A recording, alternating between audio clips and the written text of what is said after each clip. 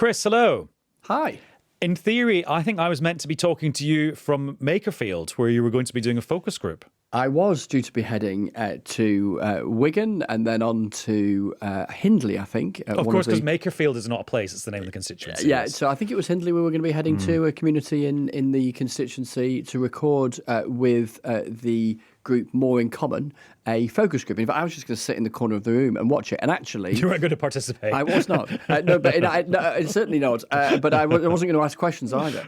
I was going to sit there with a sort of... I even wondered whether I could even be seen to be taking notes, because would that sort of interfere somehow? Because people might think I'm writing down something two-way screen or one-way screen is what you need. Exactly. Anyway, newscaster Joe Pike is there instead. Right. And we will see and hear that focus group over on Friday night and then over the weekend. But yes, my trip to the by-election, my third trip it would have been, in the end didn't happen. And you did a much shorter trip because it is only a 10-minute walk from our office at Westminster to number 10 Downing Street. Yeah, so I got a call late last night offering an interview with the Prime Minister. I've been asking for quite a while, given, splash of news about. And they invited me in, and it's a privilege of this job that I get to interview the Prime Minister and the senior politicians pretty frequently. But what was different about this one was that the Prime Minister was really keen that he had space to develop an argument. So often when we do these interviews, we'll be often on a trip with the Prime Minister and the political editors, so Beth Rigby at Sky and Robert Peston at ITV and Andy Bell at 5 News, etc. We've all got like 6 minutes each or whatever, because otherwise the Prime Minister would be doing these interviews for hours on end when he's trying to represent the UK on the international stage. And the pressure of time basically compels lots of interruptions, even if you're not interrupting for to pick him up on something, because you're just aware that the clock's ticking down.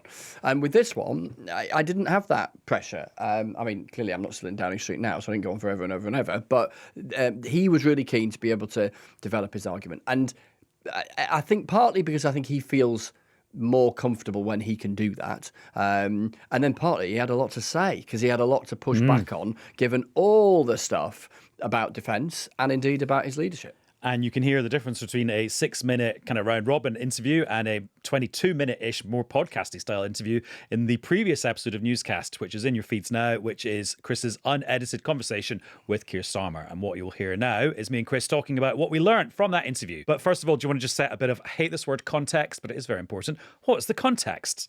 Well, he lost his Defence Secretary yesterday, didn't he? And Armed Forces Minister. And indeed, his Armed Forces Minister as well. And where the central critique of John Healey, the departing Defence Secretary, was to say that the plan that the Prime Minister was seeking to get the Defence Secretary, the government and the country to sign up to risked not keeping the UK safe. And that is you cannot say something more wounding, damaging, politically sharpening than that as a Defence Secretary when you're leaving office of a sitting Prime Minister. That is huge, irrespective of everything else about the Prime Minister's future and the elections and the by-election in May, all that stuff. It's huge. So I think he was acutely aware that that was the immediate context, because if you have a story out there, a narrative out there, an accusation out there with the credibility that it comes with from a departing Defence Secretary, as a Prime Minister in any circumstance, you can't let that sit for long. If you are, particularly if you're of the view that, confronted by all the trade-offs, etc., that he does, that he thinks he just doesn't think it's right. He thinks it's wrong, and he wanted to disagree with that and set out why he thought there was a plausible alternative argument. And Chris, as we discussed in Newscast on Thursday, the catalyst for John Healey's resignation was the wrangling over this defence investment plan, which is this multi-billion-pound, multi-year plan to upgrade Britain's armed forces for the conflicts of the future, which was born out of the Defence Review, which was published last summer. And actually going back to that review, it says, and we will back this up with a defence investment plan published in autumn 2025. And here we are in kind of midsummer 2026 and it's still not here. Anyway, here is Keir Starmer telling you, Chris, basically kind of like a defence of what he's already done on defence. Obviously, we're living in a very volatile world. We've got the conflict in Ukraine now in its 5th year, and we've got conflict in the Middle East, specifically Iran. That is as dangerous and volatile a world as any of us have lived in. and we absolutely have to step up to that. That requires me as Prime Minister to make hard-edged decisions, and I've taken two because defence and security are my number one priority. He was also saying in this interview that he'd already increased defence spending and he'd already had to do a difficult thing to do that, which was to cut international aid. So I think he was asking for a bit of credit for having already done what he sees as quite a big thing in defence, irrespective of what John Healey is accusing him of not doing now. Yes, exactly. So I was really struck by that. So, and it's worth for newscasters just unpacking an element of the timeline here. So he was trying to make an argument there that says, hang on a minute, look how far we've got already. Because of the increase in defence spending that there has been since the general election, and then the target that will be hit, which is clearing 2.5% of national income by April of next year. And the key thing in understanding the defence investment plan row is to recognise that the starting line for that row is next April. It's kind of going beyond that. And the accusation that we heard from critics yesterday, including John Healey, that the pace of increase from next April to the end of the decade is far, far too slow, and therefore raises the credibility, a question around the credibility of whether from 2030 to 2035 you could then get to 3.5% of national income being spent on what's seen as core defence in that 5-year window, particularly because it is, I think, reasonable to be more sceptical about spending commitments that are made a long time ahead rather than ones that are much more imminent. And then on that crucial question of trade-offs and choices, him making the point about international aid, as you mentioned. And then secondly, and again, this goes into sort of Westminster machinations a bit, but I think it's important, him saying, look, it is difficult to reopen conversations with cabinet colleagues about their own budgets after the point they've been signed off. So when you have a spending review, it sets out those budgets, and then cabinet ministers go off to do their jobs, kind of knowing the kind of financial envelope that they're operating within. That has been unpicked. And he said to me he'd got money out of every department, which is effectively going into the pot to be passed on to defence. Did you manage to secure cuts from every member of your cabinet in their respective departments to help pay for defence? Yes, everybody is contributing to this. Every single one. It's very important that they do. What I'm not doing is taking out day-to-day spending, because I'm not prepared to cut our public services, but every department is contributing to this. It is a collective effort, if you like, towards a really important priority of the government. And that is why, I say the first uplift was a decision to cut overseas development aid, a hard-edged decision. The second is the one taken by me in recent weeks, which is to do that reallocation within the government departments outside of a spending review. And that has been done. That is the decision. And the Defence Investment Plan will now be published before NATO, as I've always said. And I've been discussing it with the new Defence Secretary and the Chief of Defence Staff this morning. Clearly, the wider question it raises is if the critique is that process hasn't generated enough money, clearly that is the critique of some, maybe the process was never going to be good enough to do that. And you're into a question then about, do you have to, as some critics say he ought to, go much harder after getting welfare spending down? Or do you have to think of some alternative mechanism of funding defence? The Liberal Democrats have talked about a defence bond, for instance. So, yeah, but within the scope of what he's decided to do, he said he was making these hard-edged choices that involve difficult trade-offs. And actually, Chris, that then makes you realise the original problem with this whole process is that if you've done your spending review as a Prime Minister and a Chancellor and all the government ministers for what you're going to spend for the rest of this Parliament, and that's quite a cutthroat process that involves a lot of hard-edged choices, whatever hard-edged choice actually is, classic Starmer phrase there, then you commission a massive review, which is really wide-ranging and forward-thinking and comes with a huge price tag. Well then, but you've already set your envelope, as it's known, for what you're going to spend. So it's like maybe there's an argument that he should have seen this coming as soon as he commissioned the defence review. Maybe. Yeah, and that if you are embarking on something that is clearly difficult, reopening. I mean, again, you can run this in any sort of parallel in our own lives, really, about anything. It doesn't have to be money. If you reopen something that the person on the other side of the conversation thinks is agreed, then the starting point is probably going to be one of at least mild irritation from the person on the other side of the table, and that which therefore potentially, to stretch that thought, it might put an upper limit on what you're going to be able to squeeze out of those conversations. So in that sense, you can see how two things can be right. And this is the value in hearing, as we did from John Healey yesterday, and then you hear from the Prime Minister. He's clearly had a pretty difficult and pretty spiky set of conversations with loads of his cabinet ministers about them handing money back that they thought had been negotiated to be theirs or in their department. And also money that was for investment. It wasn't just money to pay the day-to-day bills in their department. It was money that they were thinking they had to invest to buy good stuff. Totally. And so often government ministers will make an argument that the way you can transform the country, the way that you can be a transformative government, is the money that you spend on longer-term projects that then bring social or economic value for potentially decades ahead, as opposed to the day-to-day, which of course is important, which is, paying the wages of a teacher or whatever.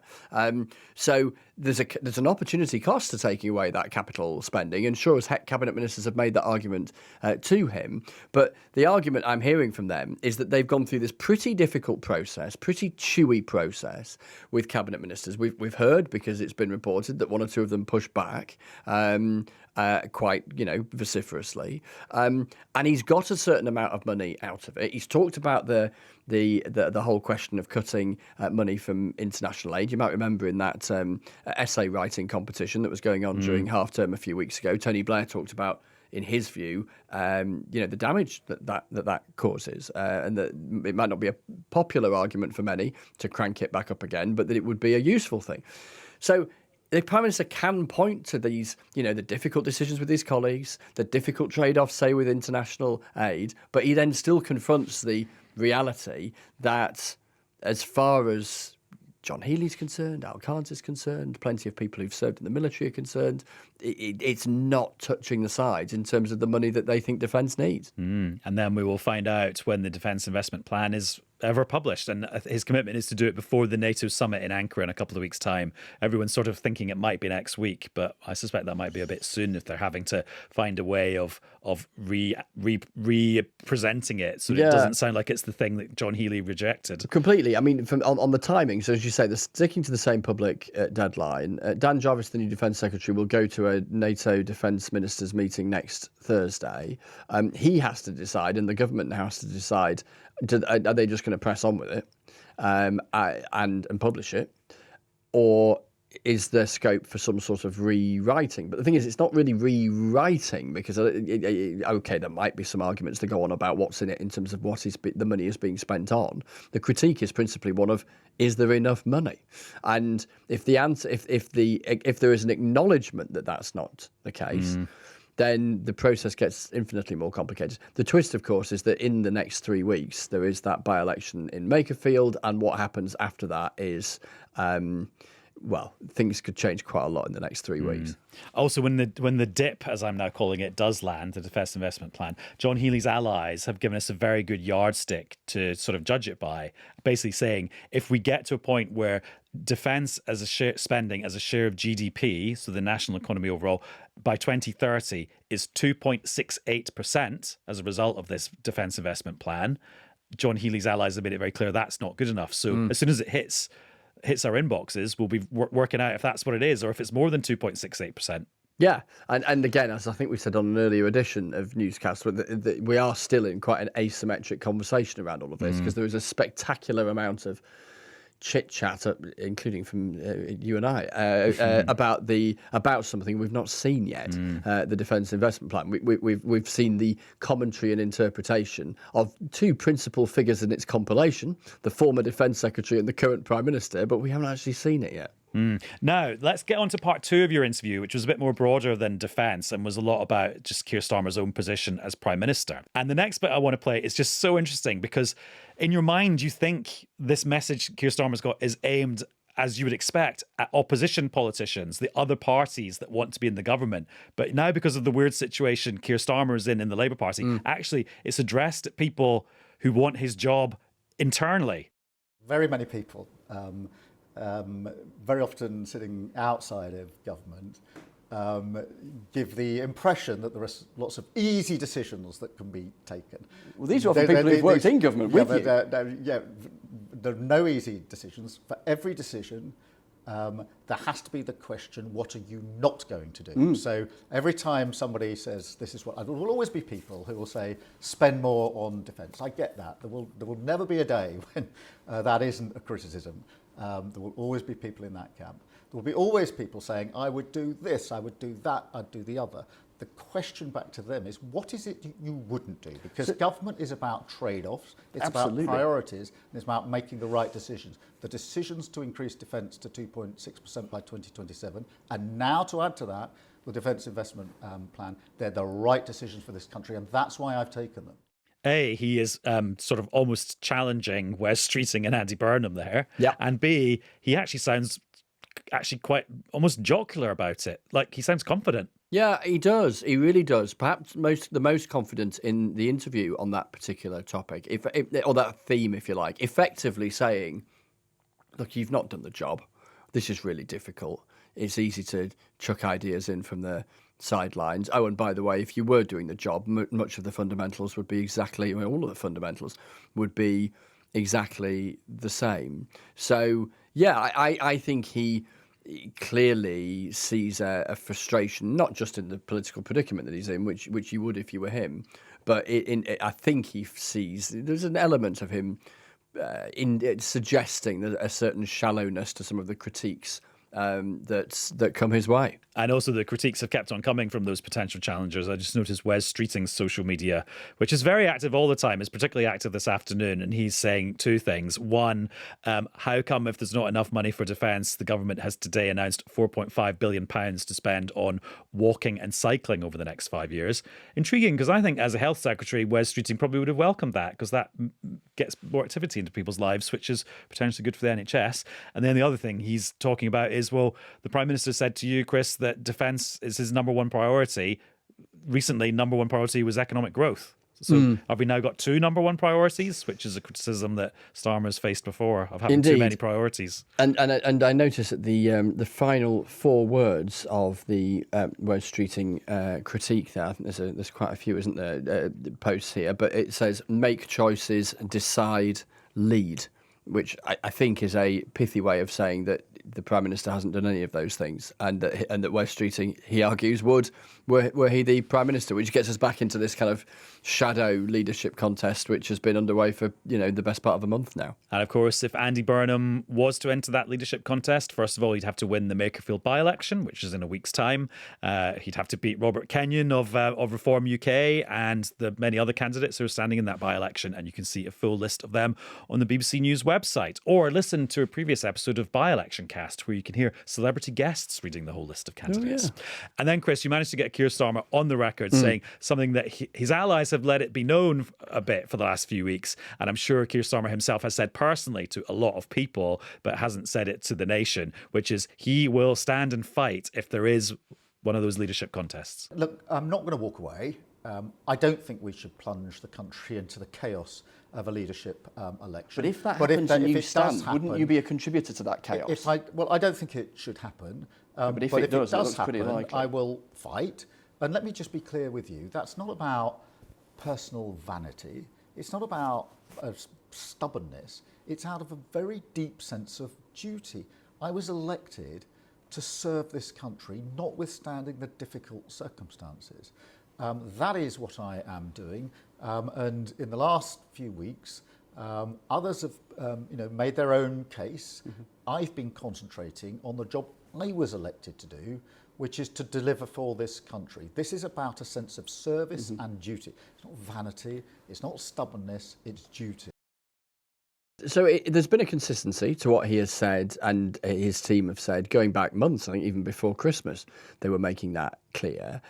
But what's changed as he has been saying that are the circumstances.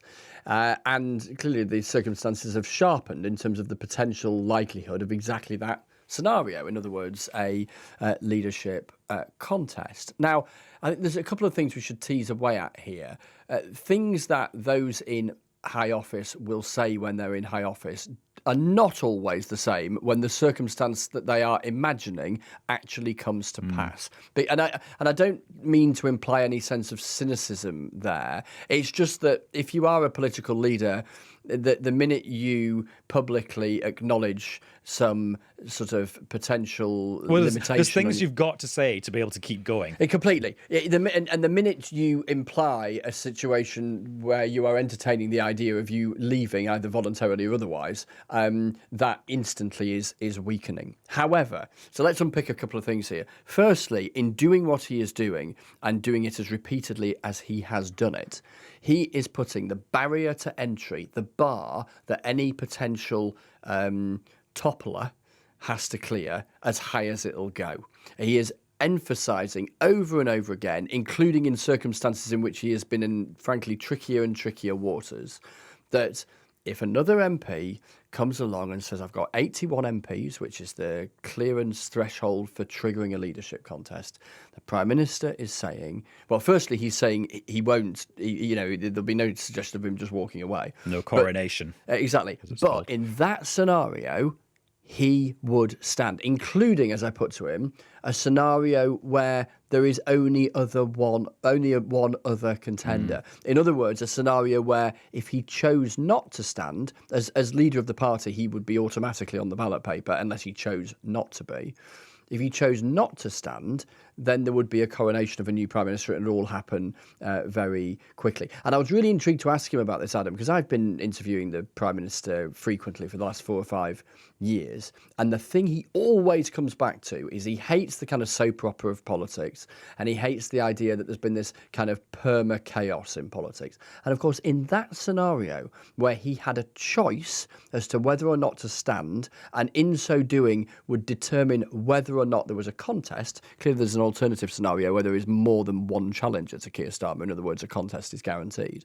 But in that scenario, he could choose to avoid a contest where arguably you'd be choosing to avoid the kind of rupture, chaos, whatever, of what would then follow. The counter-argument, of course, is that the Labour Party and the wider country would get a greater sense of what the wannabes were standing for. I'm just trying to think of historical precedents. So Margaret Thatcher fought the leadership challenge.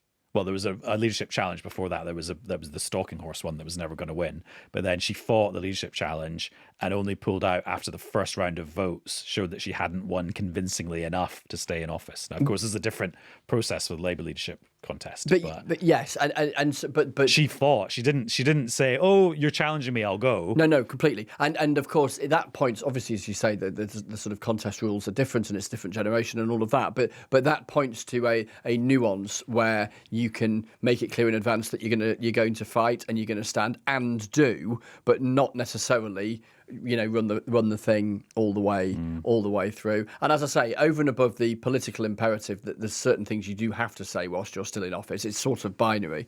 There is also the psychological thing. We saw this playing out in the Labour Party after the elections last month, that it is one thing imagining a scenario, it is quite another when that scenario is real, particularly because, again, in that circumstance, and again, we're into the hypotheticals here, but in that circumstance, you could get a response from the cabinet, for instance, that would leave a Prime Minister in a position where carrying on was untenable. So I'm not saying that will happen. I've no idea. Let's see. We're well into the who knows what's going to happen zone at the moment. But welcome to podcasting. Well, yeah, exactly. But that's. I thought it was. It was interesting that he was willing to sort of riff away at that scenario because, of course, they're thinking through all of these potential scenarios. And you talk about what prime ministers have to say in certain circumstances to carry on. And I just remember that famous interview you did with Liz Truss in her final week in office, although none of us actually knew for certain at that point that it was her final week in office. It was on the Monday night. And you asked that classic question of, will you fight the next election as the leader of your party? And she said yes, but with a massive pause before she said that. Yeah. And that pause, you could argue, and I'm sure historians will say, sort of sealed her fate that week. So I was very intrigued to hear what the version Keir Starmer would come up with for that question. Not criticising you for doing an obvious question at all. It's like, it's a good question. In advance, just to show my workings when we were preparing this interview this morning, and we were kicking that around, it's not quite the same circumstance that the Prime Minister's in compared with Liz Truss. There's parallels, but her situation was more perilous. Maybe only a couple of days difference, but it was more perilous. And I thought, you know what? That is absolutely the question to repeat, because even though there is a standard answer, let's see how he responds to it. Well, yeah, because he didn't give the standard answer. No, he didn't. Let's listen. And you will lead Labour into the next general election? Well, that's what I want to do. I recognise that, I've got to turn things around. We had a very bad set of elections. Wasn't quite a yes, though. So you're acknowledging the jeopardy you're in. I've been always clear that that's what I want to do. But look, I recognise that given where we are, I need to turn that around, and that's what I intend to do.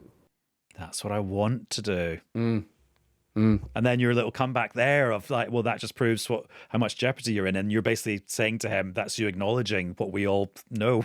Well, if we unpick that, I mean, there's a danger of doing too much almost psychoanalysis here, but if we unpick that, that's pointing to two scenarios, isn't it? Or three scenarios. One would be that he just stands down, because circumstances mean that in the end, that is the course of action he takes. Number two is that he fights a leadership election and loses.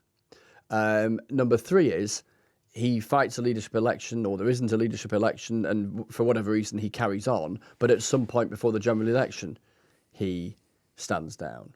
And yeah, as I say, who knows where we're going to end up. But I think there's the reason a question like that, I think, is always worth asking is that you arrive at variations on circumstances where answering with a straight yes has limited plausibility. And when I put it to Liz Truss, she tacitly acknowledged that wasn't going to happen, even though she said yes. I think she resigned 48 hours later or 72 hours later, or said she would soon be leaving.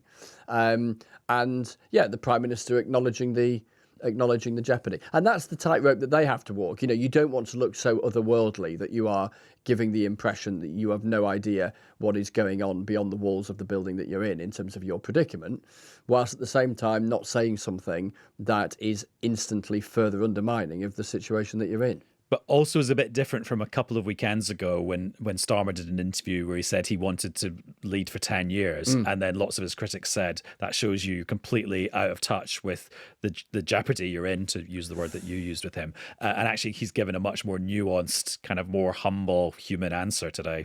Yeah, I think that's right, and I think had chosen to absolutely, and maybe this helps with the longer interview, engage with the substance of the question, as opposed to, which I think didn't help him in that interview he did with Rachel Sylvester of The Observer, I think, if I recall rightly, immediately after the local and devolved elections, where he used the formulation he's used a lot about a decade of national renewal, which immediately points to 10 years, at just the point that some in the party are wondering if it'd last 10 weeks or even 10 days. So, yeah, maybe there was a bit of that as well. Right. We've talked about the interview for probably actually longer than the interview itself was, which tells you something about the media in 2026. Yeah. Anything else you'd like to add that we've not covered? Well, I would say, I mean, as ever, newscaster, you've used stamina to get this far. But I would really encourage. I've been trying to say this to various bits of BBC output, that it's much better to listen to the whole interview than listen to me talking about it. So if you if you've got a long dog walk, actually not a long dog walk, 20 minutes, or you're milking the cows, as we were discussing the other day. It's perfect soundtrack to milking the cows, or taking the bins out a few times. And, it depends how long your driveway is. It takes 22 minutes to get there. Doing the hoovering or whatever. I would be delighted to be your company. Did you discuss the football with him? I did, because we did a little We did a little thing for our TV piece where the two of us walked up the famous stairwell in Downing Street, past all the pictures of previous prime ministers, and we actually did that after the interview. And it's always despite all the hours I've spent on television, I always find that a bit sort of. I'm not a good actor, and you're walking up a stairwell, you're with the prime minister, you're in their house, and you're being filmed. I mean, there's nothing remotely natural about that. And also, it's not the interview; you're just having a chat. And so I mentioned, because he's going to the G7 summit in the south of France next week, and I'm going along as part of the press pack, that the first England game is on the Wednesday night as we come back. But I was also mentioning that, obviously the whole thing had just started and my son had started filling in his wall chart this morning and all that kind of thing. And I know that he's a massive football fan. So, yeah, we had a bit of a chat about the World Cup on the way up the stairs. Chris, thank you very much. Hurrah. And as Chris said, his full 22-minute-ish chat with Keir Starmer. I keep saying 22 minutes. Is it 22? I think it is 22 minutes. How long is it? Yeah. I mean, it goes by in a flash. Is available on the Newscast feed. So if you go back one episode, you will be able to listen to the whole thing. Chris, have a good weekend. And you too. Cheers. And that's all. And Laura and co will be back for more Newscasts over the weekend. Bye-bye.